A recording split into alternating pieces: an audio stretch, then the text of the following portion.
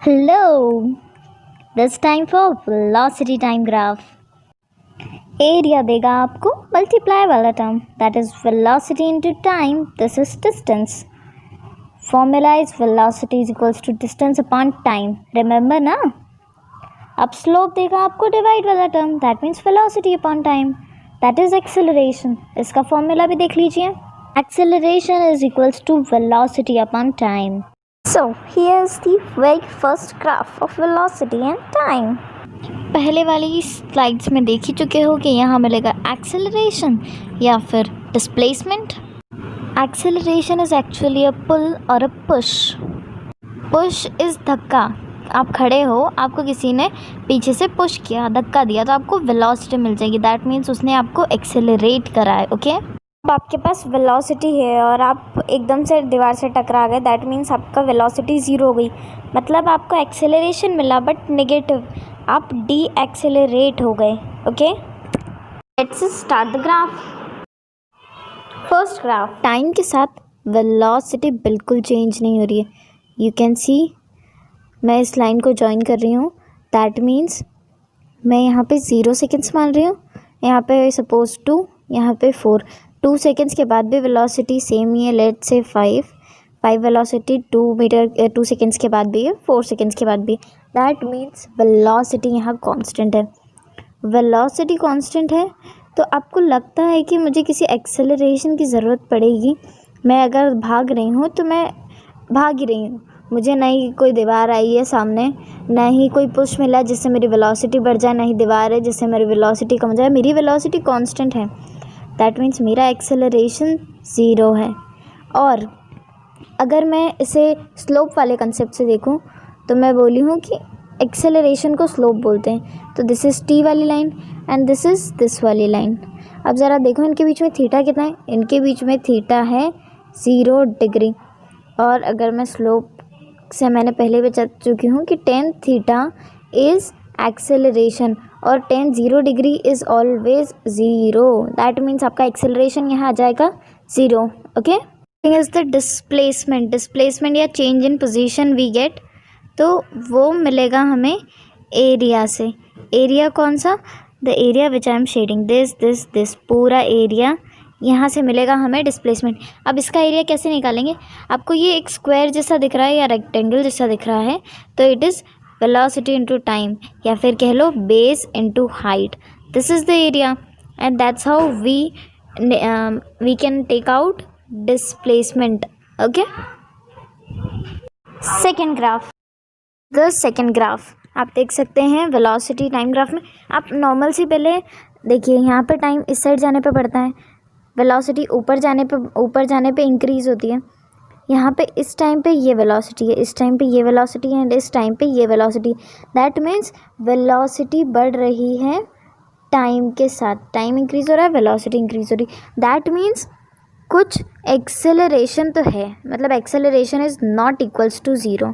कुछ एक्सेलरेशन है और ये एक्सेलरेशन पॉजिटिव है. पॉजिटिव है कैसे पता चला? क्योंकि वेलोसिटी बढ़ रही है. वेलोसिटी अगर कम होती तो हम बोलते हैं कि एक्सेलरेशन नेगेटिव है.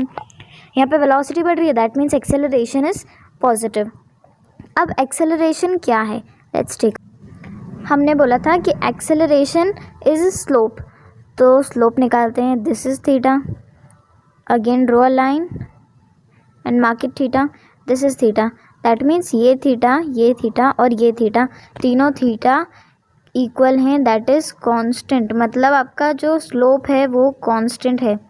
आप ऐसा भी कह सकते हैं कि एक्सेलरेशन जो है आपका वो भी तो कांस्टेंट है. दैट मीन्स आपका एक्सेलरेशन यहाँ पे कांस्टेंट है. वेलोसिटी बढ़ रही है टाइम के साथ, बट एक स्पेसिफिक टाइम में एक स्पेसिफिक वेलोसिटी बढ़ेगी. मतलब 1 मिनट में अगर 10 मीटर पर सेकेंड है तो नेक्स्ट मिनट में, सेकेंड मिनट में 20 मीटर पर सेकेंड होगी एंड उसके बाद में 30 मीटर पर सेकेंड, उसके बाद में 40 मीटर पर सेकेंड. मतलब एक स्पेसिफिक टाइम पीरियड में एक स्पेसिफिक अमाउंट ऑफ वेलोसिटी बढ़ रही है. ओके.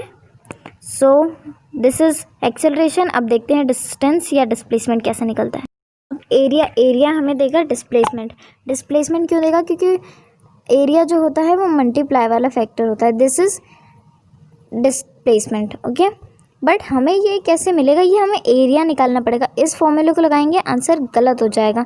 हमको ये शेप देखना है, just see the shape, it's triangle, so we have to put formula half base into height. क्यों?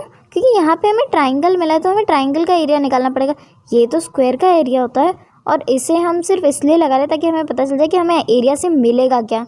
सो we have to apply this formula. हमें सिर्फ शेप देखना है और उस हिसाब से हमें बताना है कि क्या फॉर्मूला लगेगा। एरिया का फॉर्मूला लगेगा, यहाँ ट्राइंगल है तो ट्राइंगल का लगेगा, इफ़ स्क्वायर होता है तो स्क्वायर का लगता है, सर्कल होता है तो सर्कल का लगता है।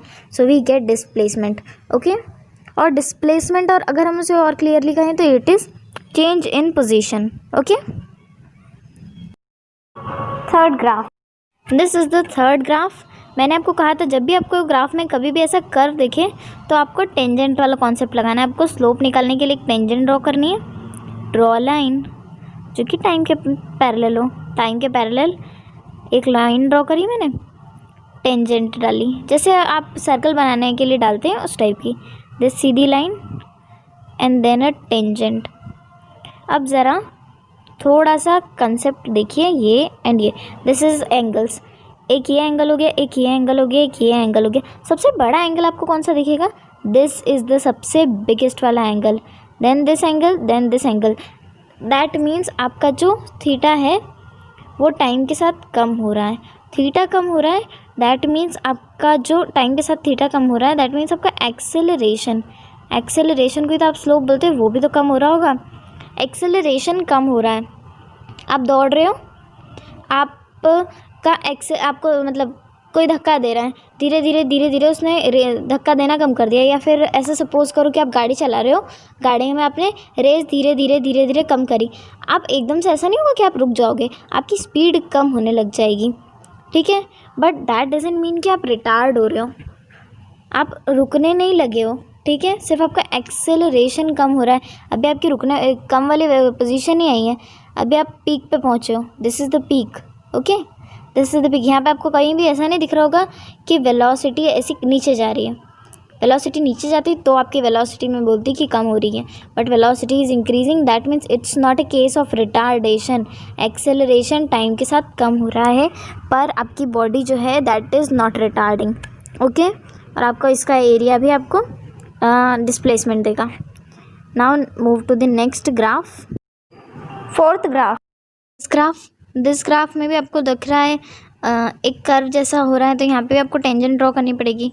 Draw a tangent and perpendicular line, sorry parallel line, time के पैरेलल लाइन, टेंजेंट, टाइम के पैरेलल लाइन और टेंजेंट।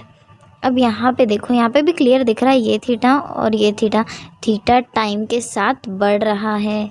अब देखो ना, यहाँ पे कुछ ऐसा एंगल दे रखा है, यहाँ पे कुछ ऐसा है और यहाँ पे तो कुछ ऐसा बहुत ही ज़्यादा छोटा वाला एंगल है, ठीक है। मतलब टाइम के साथ थीटा बढ़ रहा है, टाइम बढ़ रहा है, थीटा बढ़ रहा है, दैट मीन्स आपका एक्सेलरेशन है वो भी बढ़ रहा है। ओके, एक्सेलरेशन बढ़ रहा है, दैट मीन्स आपकी स्पीड भी बढ़ रही है। देखो ना, आपका जो ग्राफ है वो ऐसा जा रहा है, मतलब वेलोसिटी बढ़ रही है आपकी, टाइम बढ़ रहा है, वेलोसिटी बढ़ रही है, ठीक है। ये केस हुआ आपका tan theta is increasing with time, acceleration is increasing with time, acceleration goes on increasing with time. यहाँ पे कहीं भी ऐसे नीचे लौट के नहीं आएगा, एक्सेलरेशन जाता ही जाएगा, बढ़ते ही जाएगा। ओके, नाउ लास्ट ग्राफ देखते हैं, fifth graph. Start making observations. आपको निकालना है एक्सेलरेशन, आपको निकालना है डिस्प्लेसमेंट। डिस्प्लेसमेंट के लिए सड़ा सा है, एरिया ले लो, एरिया निकाल लो। यहाँ पे ट्राइंगल है तो हाफ बेस इंटू हाइट लग जाएगा, बेस इंटू हाइट लग जाएगा। बेस की जगह मैं टाइम लिख दूंगी, हाइट की जगह मैं वेलोसिटी लिख दूंगी। That's how I got displacement. ख़त्म। मेन काम है एक्सेलरेशन का। एक्सेलरेशन यहाँ क्या हो रहा है, सी हमको स्लोप निकालनी है। एक्सेलरेशन हमारा थीटा था, मतलब tan थीटा था, तो थीटा ही निकालना पड़ेगा। tan तो कांस्टेंट सी टर्म होती है। Let's draw line, mark theta, draw line, mark theta. ये थीटा, ये थीटा, ये थीटा, तीनों थीटा इक्वल हैं।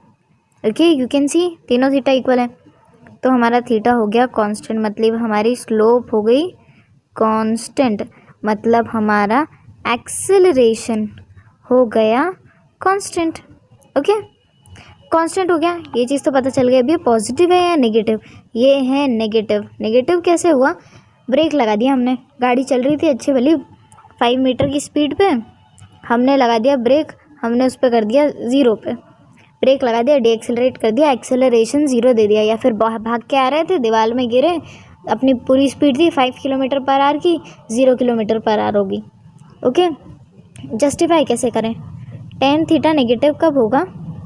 टेन थीटा हमारा नेगेटिव कब होगा?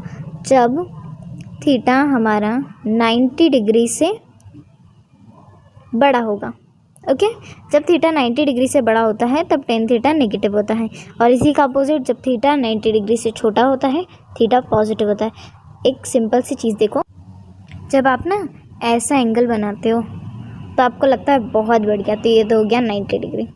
जब आप ऐसे एंगल्स बनाते हो या ऐसे या और छोटा, तो यू फील अच्छा, तो ये सब हो गया पॉजिटिव। बट अगर आप 90 से बड़े ऐसे वाले एंगल बनाने लग जाते हो ना, यूँ ही मन में ही दुख आ जाता है कि यार शिट व्हाट्स दिस, तो दैट इज़ नेगेटिव।